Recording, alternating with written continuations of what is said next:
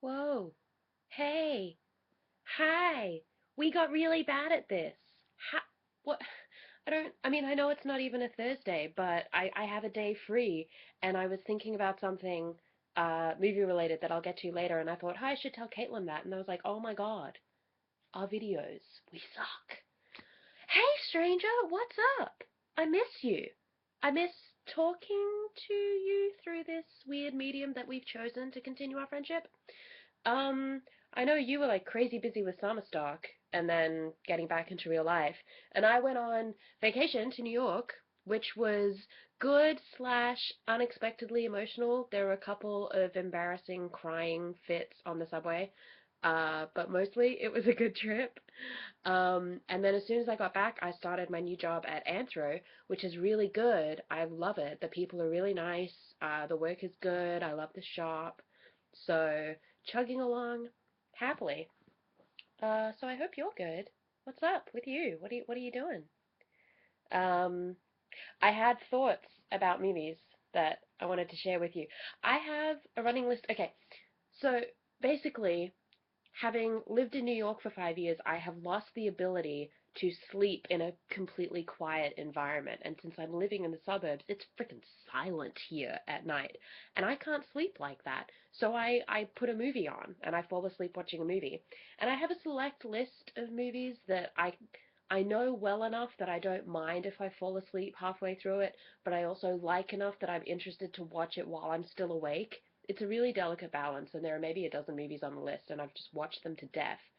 But sometimes I wake up at like 3 in the morning with a really important thought about that movie, and I have a list in my phone of important late night thoughts I have about the movies, and I have to share a couple of them with you because they're just really ridiculous.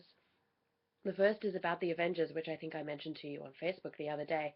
There's a scene after Thor gets thrown slash kicked out of the helicarrier, and he like lands in this field and he goes to pick up Mjolnir, but he can't, and there's just this shot of him like looking all tortured and like, oh my hand.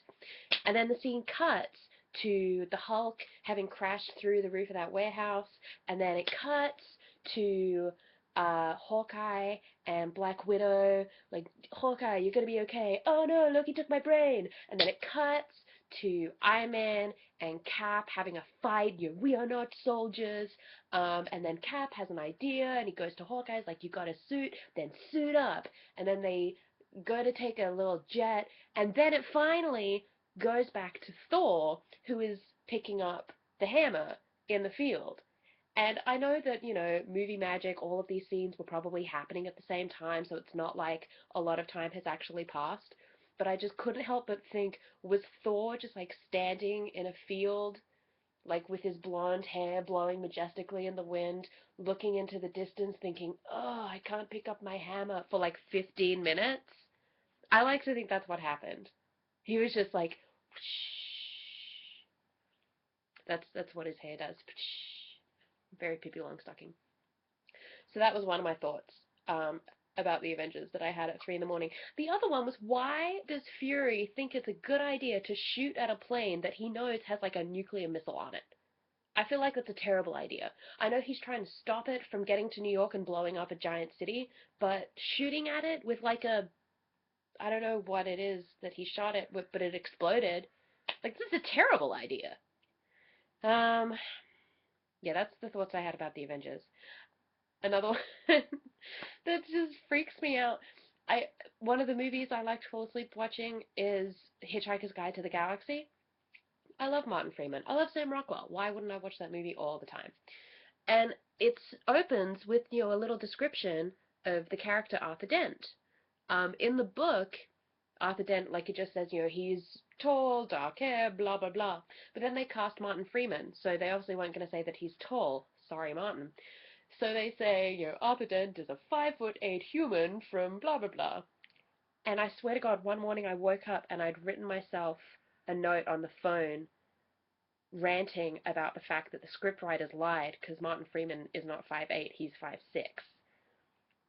And I had to Google it, and yeah, Martin Freeman is in fact 5'6", and I don't know how I knew that at 3 in the morning, but I got really annoyed about it and wrote it down in my phone. was like, why would you lie about those extra 2 inches? Why is that necessary?